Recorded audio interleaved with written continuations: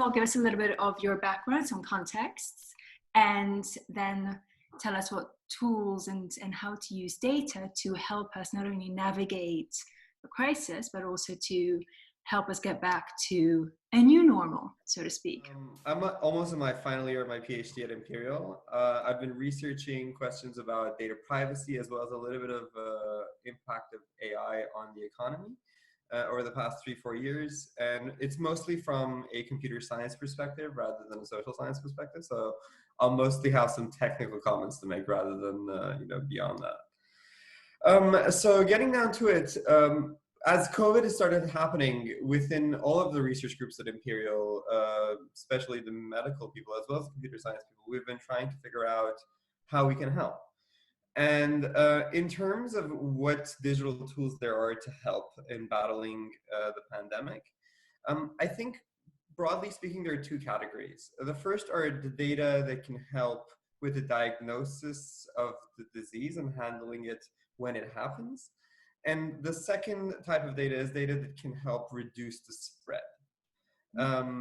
So on the first side, that's basically medical data, information about how people have been progressing with their disease after they've been diagnosed, information that has been collected about them right before they were diagnosed, and things like that. And this includes work in drug discovery, as well as stuff like gathering CT scans from people and trying to automate that kind of thing. Now, the other type of data that I mentioned is data that helps reduce the spread. And here, I'm sure everybody's been talking about contact tracing a lot. Mm-hmm. And this is essentially a very old school type of tool that people used to have, like people like the CDC used to have, which is when you have a disease, they try to call everybody you know and ask them where they've been.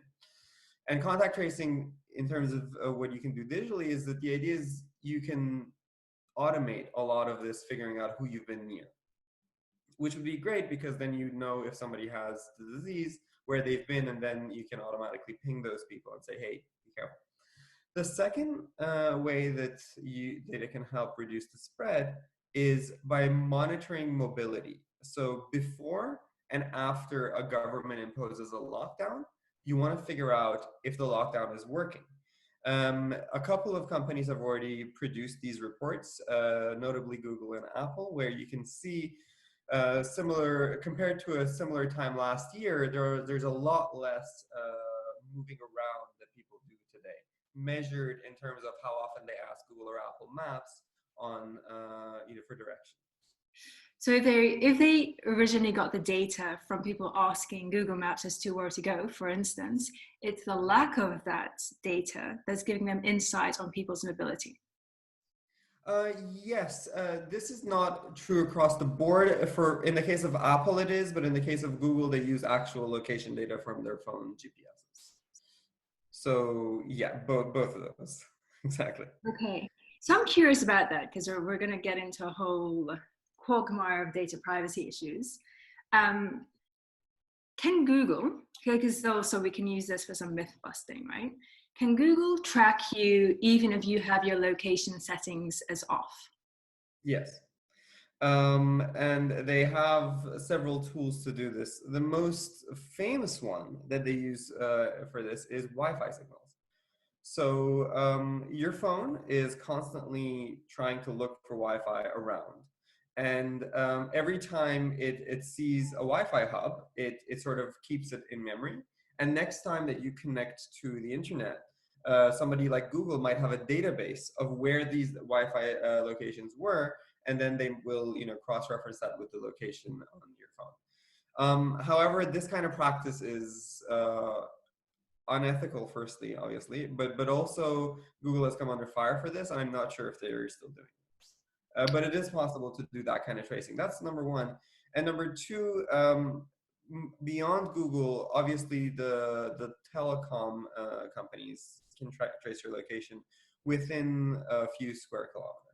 Okay, so in order to use tech for good, so to speak, and use technology to combat COVID-19, we need the data, but we can't collect the data unless there's trust, right? So what are the challenges in the current landscape in data collection? And then I'll ask you another question after you tackle that one. In terms of data collection, there are two categories of challenges that I can see. The first is technical, and the other one is ethical and legal. On the technical side, there aren't many barriers to trying to collect data, other than the fact that people just might not feel safe giving you their data. On the legal and ethical side, there is one major challenge, and this is kind of highlighted by the recent partnership between Apple and Google in trying to implement contact tracing, which I'm sure people have heard of. Now, every time this is mentioned, any company that mentions this, they talk about how they're implementing privacy and how they are very conscientious of this point. And in the case of Apple and Google, indeed, it seems that what they've done is rock solid. However, what's the problem is that everybody's talking about how they are going to dismantle this once we move out of the pandemic, which is great. You know, if you're a company saying that you're going to dismantle, that's fantastic. However, in order for trust to be there in the most reliable form, you need a third party to be validating this. You need a government to come and say, actually, after the pandemic, we are going to make sure that this infrastructure is dismantled, put aside until, unfortunately, the next one, which we're going to bring it back. The purpose of asking these questions is to highlight the potential issues, but in order to make people more consciously aware as to where the potential pitfalls are, so that we can then upgrade our level of thinking and our actions to make sure that we do safeguard not only our lives currently, but our freedoms, right, going forward. If is that fair? Yeah, that's totally fair. I think the first thing that I will mention is that on the data that can reduce the spread, there are a few caveats, and we should be aware of that. And this is beyond privacy. This is just from a technical perspective. For example, on mobility monitoring, where you want to figure out if your policies on reducing movement has been effective.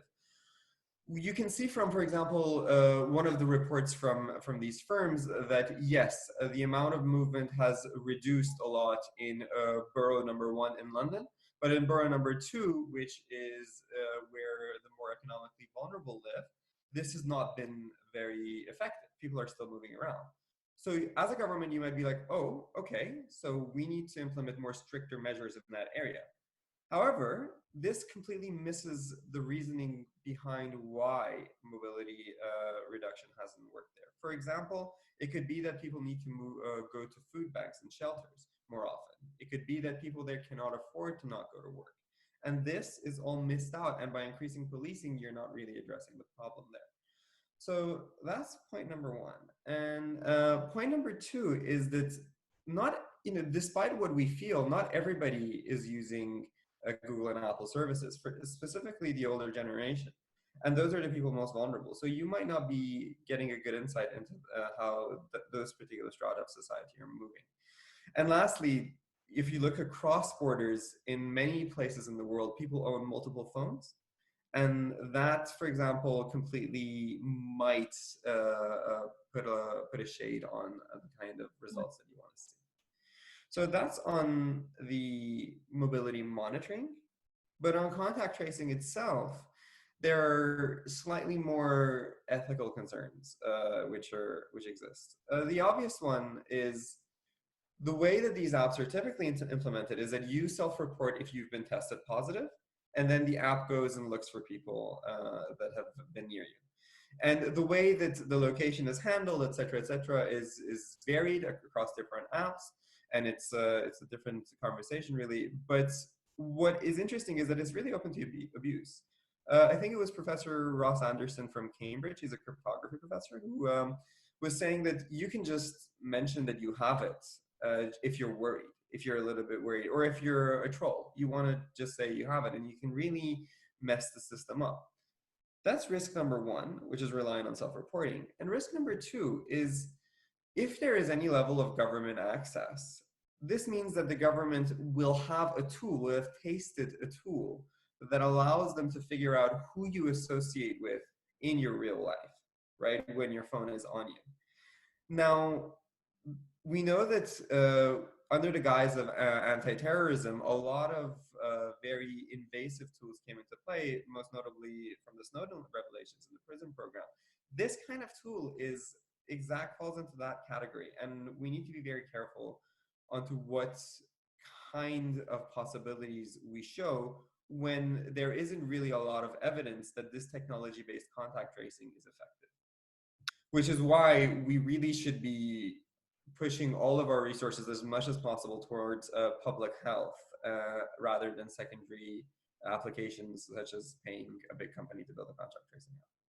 You know, data is one thing, but insight and the empathy to understand why the data is showing what it's showing is actually probably more important.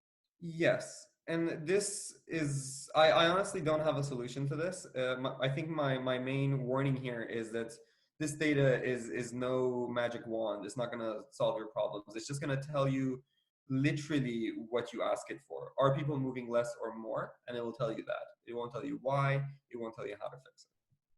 So if governments and companies and individuals want to play a proactive role in being good citizens, what do they need to bear in mind, and what useful tools are there out there that can help steer them in the right direction? I think the first thing that any sensible person should bear in mind is that this is a public health epidemic, and so resources should be directed towards public health. That's number one. And number two is that if at any point personal data is being used in any part of the pipeline, privacy experts should be absolutely sought and consulted on this.